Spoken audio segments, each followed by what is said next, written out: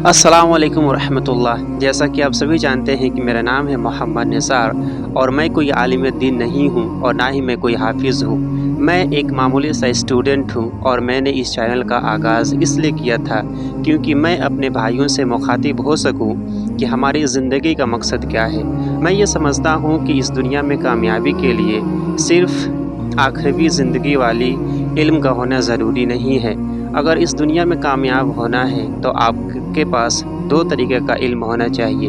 एक हमारे के बाद क्या होगा और एक इस ज़िंदगी में कामयाब होने के लिए क्या क्या प्रोसीजर्स हैं, क्या क्या एफ़र्ट हैं, उसको डालने की ज़रूरत है। और इसी उम्मीद के साथ मैंने ये चैनल शुरू किया था ताकि मैं अपने भाइयों से मुखातिब होकर इन सारे चीज़ों पे गुफ्तगू की जाएगी। काफ़ी दिनों तक ये चैनल बंद पड़ा रहा क्योंकि कुछ काम थे, कुछ काम करना था, लेकिन इंशाअल्लाह मैं कोशिश करूँगा कि आपसे वो सारी चीज़ें शेयर करूँ जो मैं पढ़ता हूँ या समझता हूँ या मैं अपने बड़ों से सुनता हूँ, क्योंकि ये चैनल एक ऐसा माध्यम है, एक ऐसा मीडियम है जिसके ज़रिए से मैं आपके पास दीन की बातें और दुनिया की अच्छी बातें आपके पास पहुंचा सकता हूं। तो चलिए आज का वीडियो शुरू करते हैं एक क्वेश्चन के साथ कि एक आदमी है जो कारखाने में काम करता है और उसका कारखाना और घर के बीच में 5 नहरें पड़ा करती हैं। जब भी वो कारखाने से शाम को काम करके वापस लौटता है तो पहले नहर में नहाता है, फिर उसी तरीके से दूसरे नहर में जब जाता है तो नहाता है, फिर तीसरे में, फिर चौथे में, फिर 5वें में। तो क्या आप मुझे बताइए, क्या जब वो घर में दाखिल होगा तो उसके बदन के ऊपर एक भी मैल और कुचल बाकी रहेगा? सोच कर देखिए। आपका जवाब होना चाहिए नहीं, क्योंकि पहले नहर में नहाने से थोड़ी गंदगी साफ़ हो गई, फिर ऐसे ही दूसरे नहर में नहाने से गंदगी और साफ़ हो गई, तीसरे में और शफाफ हो गया, फिर चौथे, फिर 5वें में। तो घर पहुँचते पहुँचते उसके बदन पर ज़र्रा बराबर भी कोई गंदगी, गर्दो गुबार का कोई आसार नज़र नहीं आएगा। सिमिलरली उसी तरह हमारी ये 5 वक़्त की ज़िंदगी है। 5 वक़्त की ज़िंदगी में 5 वक़्त की नमाज़ें हैं। हमें अल्लाह ताला ने ये जो ज़िंदगी दी है बहुत ही लिमिटेड टाइम के लिए ज़िंदगी दी हुई है। अगर इस ज़िंदगी में हम 5 वक़्त की नमाज़ की पाबंदी करेंगे तो वैसे ही शाम होते होते हमारे ज़िंदगी में एक गुनाह का नामो निशान भी नहीं होगा। फ़जर पढ़ेंगे, उसके बाद से ज़ोहर पढ़ेंगे, तो फ़जर से लेकर ज़ोहर तक जो भी हमसे सगीरा गुनाहें हुए हैं, थोड़ा सा इधर उधर जो हमें गुनाहें छोटी बहुत हो जाती हैं अनजाने में, अल्लाह ताला इस ज़ोहर की नमाज़ की बरकत से हमारे सारे गुनाहों को माफ़ कर देंगे।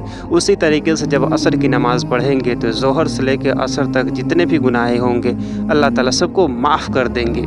उसी तरीके से आपका मगरिब है, फिर इशा है और फिर फ़जर है।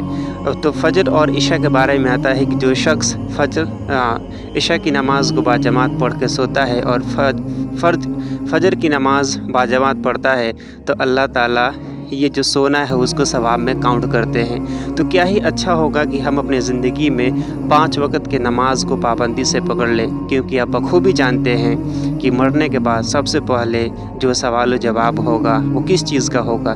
नमाज का ही होगा। नमाज हमारी ज़िंदगी में बोझ नहीं है, ये सुकून हासिल करने का एक ज़रिया है। आपने एहसास किया होगा कि जब आप थक हार कर काम से घर वापस आते हैं और जब आप नमाज में अपने सजदे को अल्लाह ताला के सामने जब झुकाते हैं तो आपको एहसास होता है कि आपको कितना सुकून मिल रहा है।